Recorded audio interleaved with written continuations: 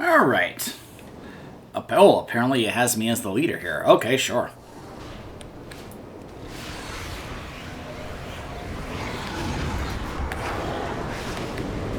Welcome to the second wing of LFR Sepulchre the First Ones. This one has 3 bosses instead of 4. Dasane, or Sausage as everyone calls her. The prototype Pantheon, and I have a little something to say about that. And Liavim?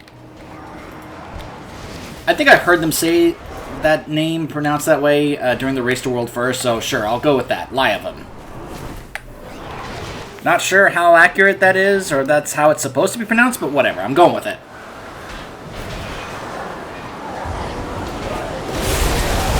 Oh. I'm mind-controlled now.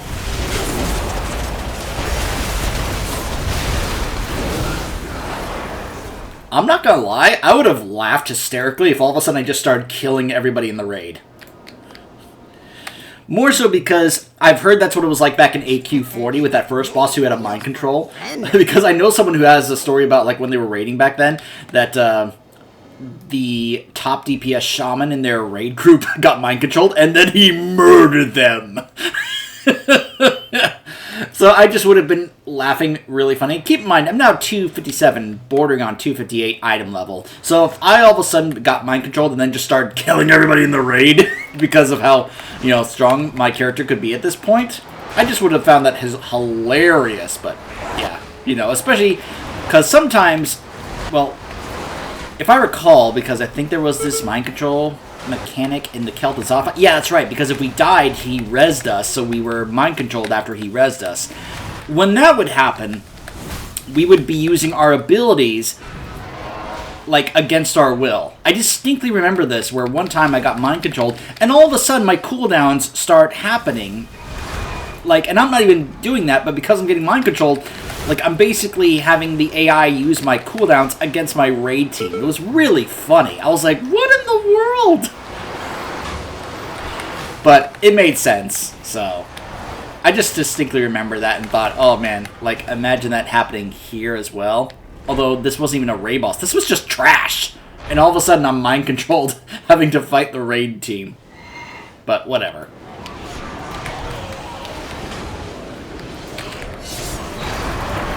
Oh, yeah, let's, alright, let's just go ahead and not risk getting knocked off the edge. If I got knocked back up, I could, alright, here we go. So it looks like the trash was pulled anyway. Alright, here we go. Just pull everything! Pull the room!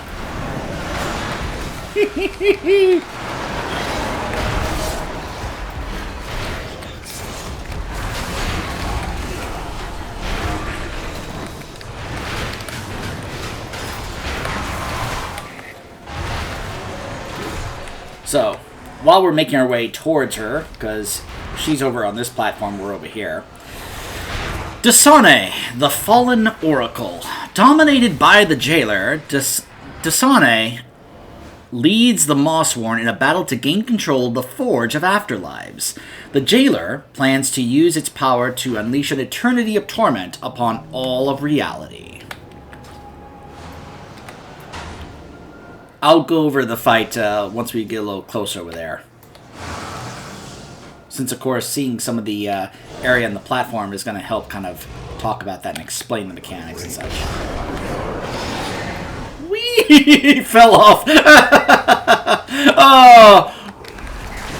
Oh, that's always hilarious, the knockback. You see them just fly off. And it's times like that I'm really happy that happens when I am playing my Demon Hunter. So I can just glide right back, you know?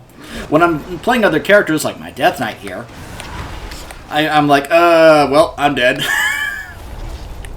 It's made me really think, you know what? Maybe from now on going forward, I should main a Demon Hunter, because it just counters all those kind of little things here.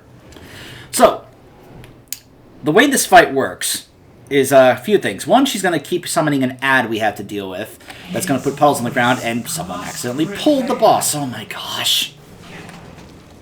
Which way? Alright, let's... Oh, that's because we were resetting the lust, right? Come on. Oh, the platform disappeared. Disintegration Halo. Shockwave.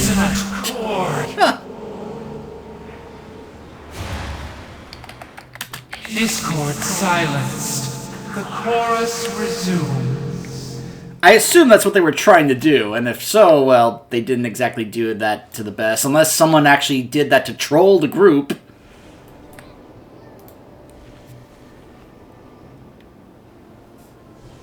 Alright. This mage is clearly already giving off toxic vibes here. Not really fond of this guy.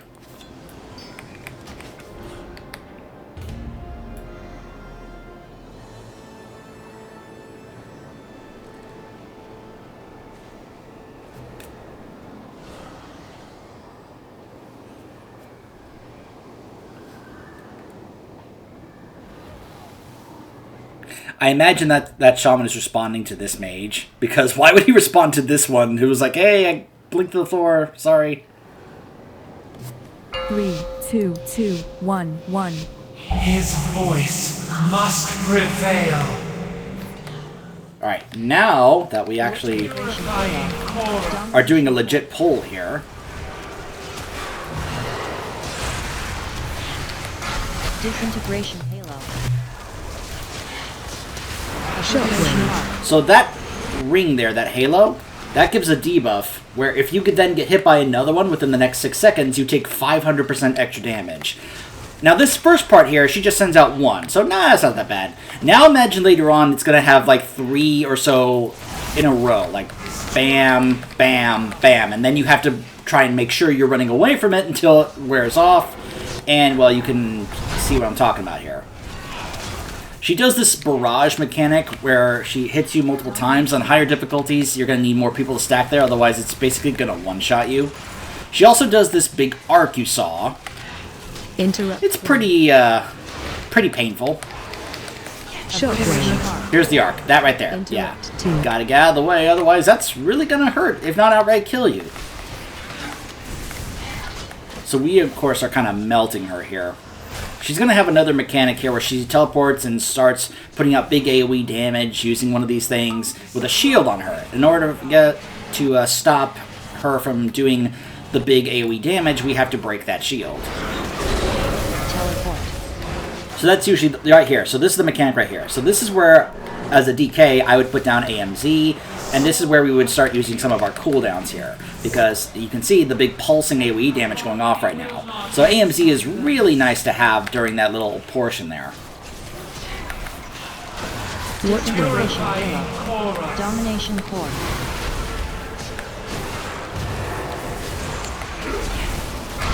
Disintegration. So that, Interrupt. you can see there's the Domination Core, that's the ad she spawned. So there's one ring, there's this next one, and I might be dead. Interrupt 3.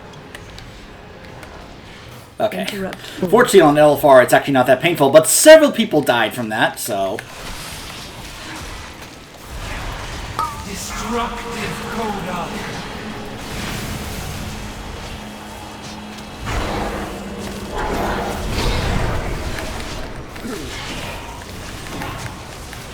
Oh my goodness. Domination Core.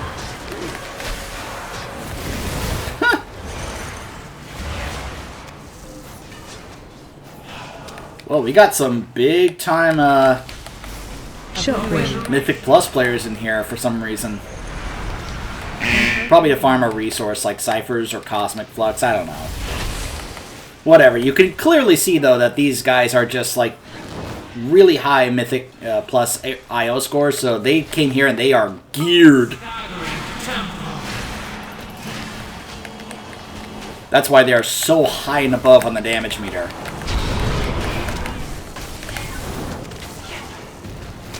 They are also Disintegration Halo. doing this raid on Mythic. You can see that one is 4 of 11 on Mythic.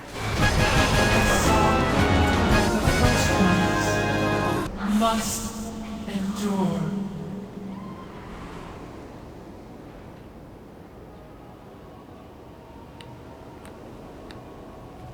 Futile. No power you possess can stop what is coming.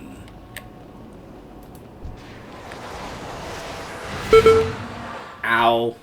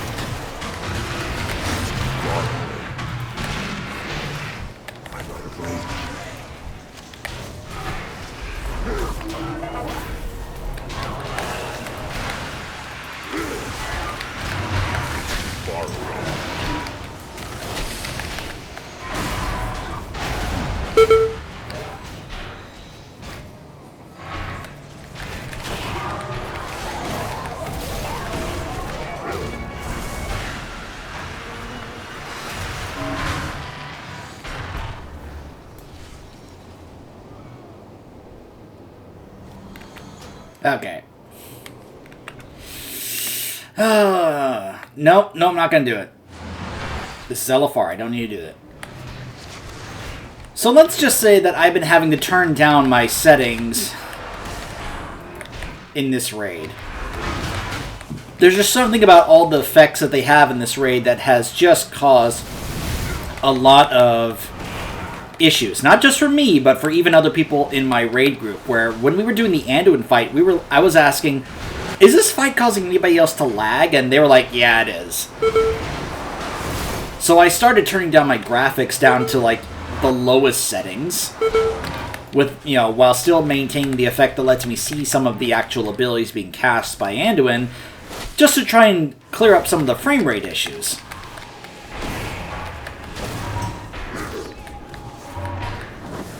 Now, hopefully, if I get a better graphics card someday, that'll actually help, but if even people with better machines than mine are saying that they're having, you know, performance issues during this raid, that's kind of a problem. Like, at that point, we may have to start going, hey, Blizz, can you kind of clean this up so that it's not causing so many issues on our really good machines?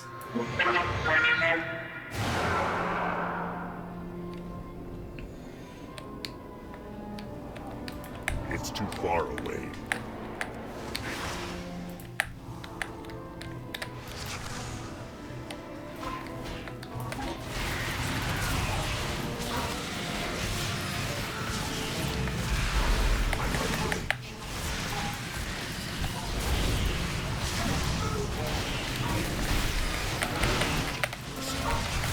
This is hilarious. My slappy hands keeps pulling them to me, and then they keep getting yanked away by something else.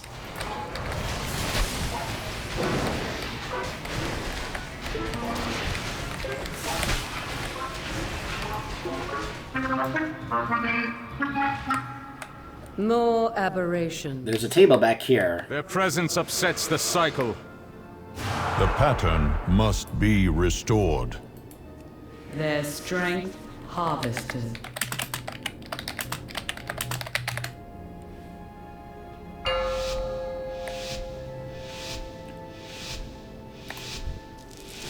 Okay, this is the prototype Pantheon. Bereft of the cosmic spirits of the Eternal Ones, these incomplete host bodies can only carry out their base directives without mercy or compassion. With the enemy at the gates, Lyovim has little choice but to activate these dangerous prototypes. Which makes me wonder if what we were hearing in the quest saying that the leaders of the Covenants were forged here in Zereth Mortis, if this idea of them actually just being these constructs, or these automa, as they are called, is actually true. Because is this basically what they actually were? Right here? Like, is this what the Primus and the Archon actually are, along with, you can see over there is the Winter Queen, and over there is Sire Denathrius.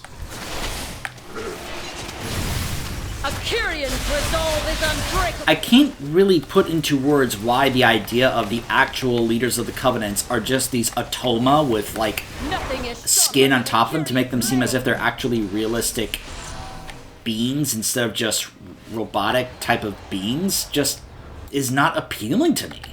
Now, don't get me wrong, there is obviously potential there when it comes to, like, story and such, but at the same time, there's just something about the idea that, like, Denathrius was an automa this whole time.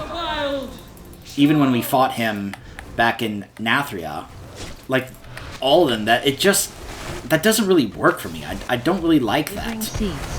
Again, I can't really put into words as to why, it just doesn't. My children.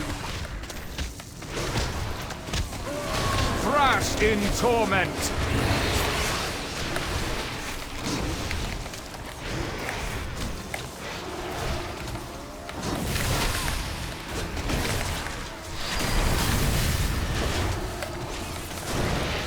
Find shelter. Mortals.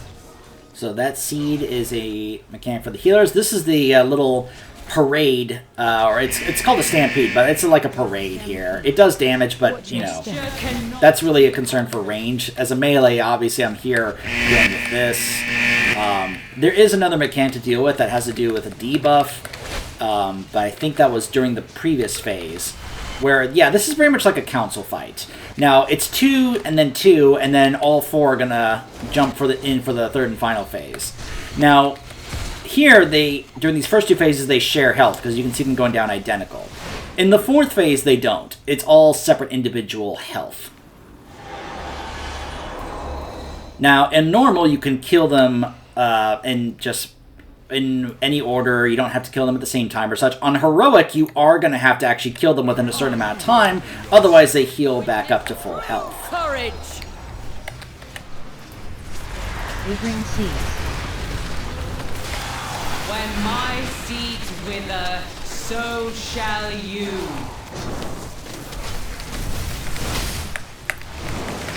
Find There shelter. is no shelter from nature's wrath.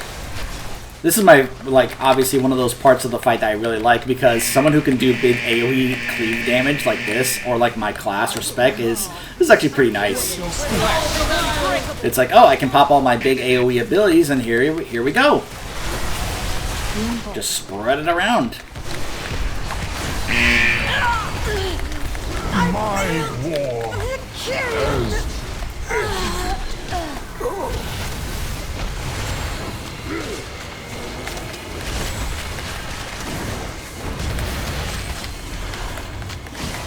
I don't know why we got some of these guys here in this group. I don't know. I suppose they are here for specific reasons, either to farm certain resources. Okay, I'll take that. Or to get Essentia, or whatever. So. Glad I got that, because I only have the 226, which obviously trying to get the 252 version of this is going to be a big deal, or one even higher, because this just makes this even stronger, which of course goes hand in hand with my new Covenant Legendary. So, pretty glad I got that. So that I can see, like, if you don't have the other one, even though those guys are doing Mythic, so not really sure why they would be here in LFR, but whatever. I'm sure they are here for their own reasons.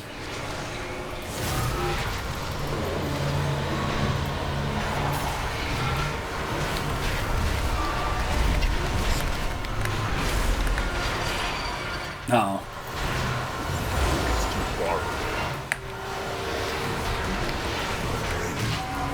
So yeah, Time Walking is up this week, and you can get a normal raid piece from it. Obviously, if you have mains that have at least that in every slot, it's not going to be a big deal. Whee! So keep that in mind for the upcoming fight, because of course this trash is helping us get familiar with some of the things we have to deal with in the upcoming boss fight, because these ads will be a part of that fight.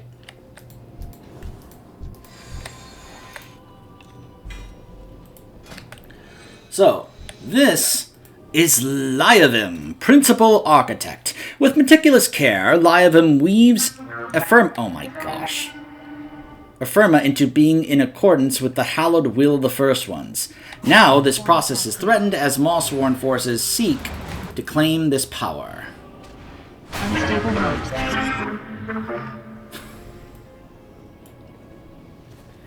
Ay, ay, ay.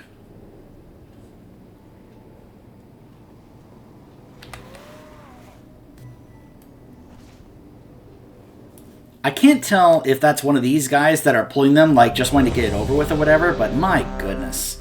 Unless they actually were doing that thing where they... Did we lust during that trash fight? I suppose we did.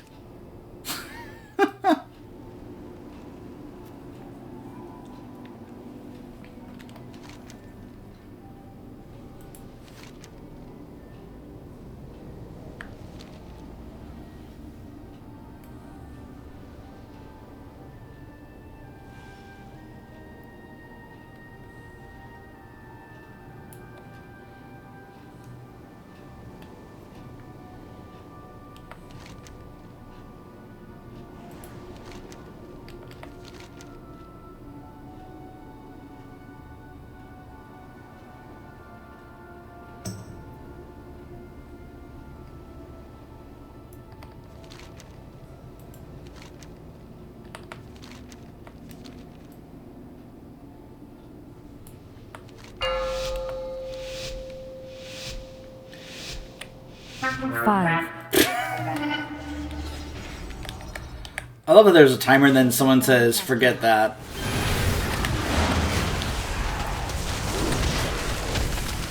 Unstable mode. So, these things he will shoot out and actually put, you know, in the various parts of the room, which will become that because they are bombs, which if we come into contact will do a lot of damage and put those things on the ground. So, you know, it's a mechanic that, you know, he does that knockback.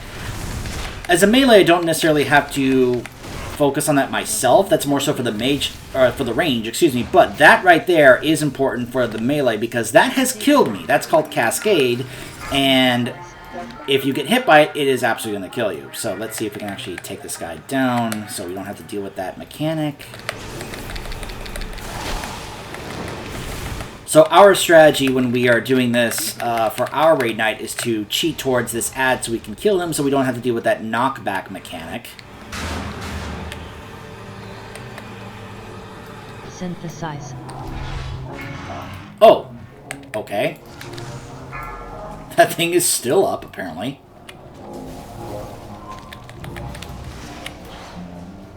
Not really sure what happened there.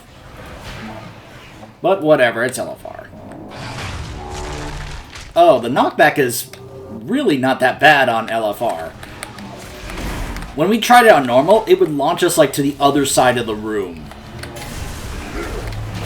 So, looks like that is just really, really minor in LFR. Protoform cascade. Oh, there we go. Just gotta make sure you're not within that, you know, or like standing in that circle. If you stand inside it or outside it, you're fine. But if you are standing in the line that it makes, then you're gonna get hit by it and it'll probably kill you. Maybe not so much here in LFR, but yeah, it's killed me in normal. The knockbacks here are kind of pathetic. Protoform cascade. Unstable mode.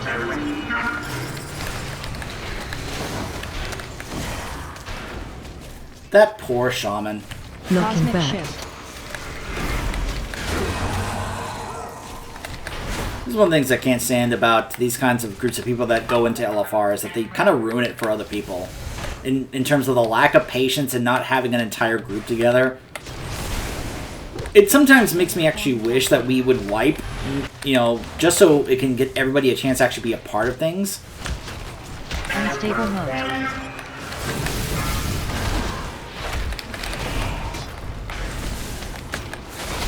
Looking Cosmic back. shift. Plus also to teach some players a lesson. Because let's just say I'm at a point where I would like to help teach some really... How do I put this? not so nice players to either teach them a lesson or put them in their place. Because I actually think that's something we actually need a bit more of these days.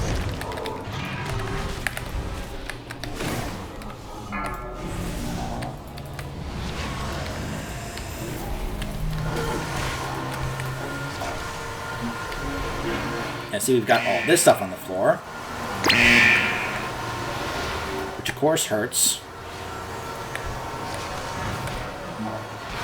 They're still just attacking the boss. I mean, you can still attack the boss and ignore the trash if you want. And I guess because these guys are just...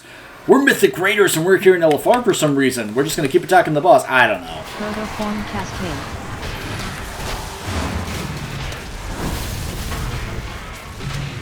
Unstable mode.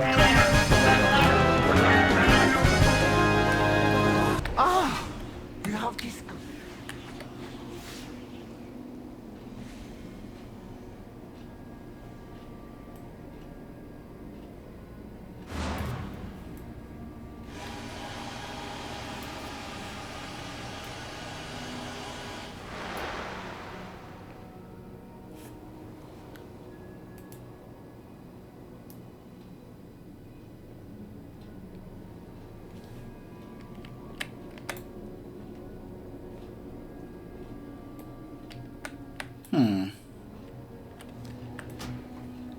I hadn't seen that before when we were raiding. I didn't realize there was a little moment there where I guess what's left of Liavim goes in there. I don't know what exactly that means, but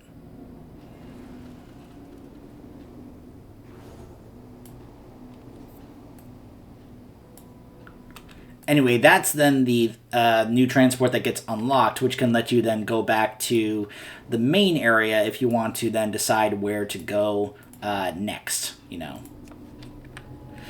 So that's the second wing of LFR. When we return, more than likely the next part of this, part 100 of the Shadowlands playthrough, how about that? Because as far as I know, there's no other story content at the moment. What I've heard, though, is that next week they will be adding an epilogue to the campaign that we just finished in the previous part. So next week, if that is true, the next thing you'll probably see is the epilogue to the campaign of Zereth Mortis and the Shadowlands, because they will probably be referencing the finale of this raid, since they were like, the only thing we have to do is to stop the jailer, which is like story going, okay, you've gotten through the first 8 bosses story-wise, and you've saved Anduin. Now, you go into the next part of the raid, which in the next part of LFR, I'll get to actually show you the Anduin fight. But the next part will be, after you have saved Anduin, is to go take on the Dreadlords, once and for all, including Mal'Ganis, this guy named Rygalon, and then, of course, Zoval. But we'll deal with them later. Stay tuned.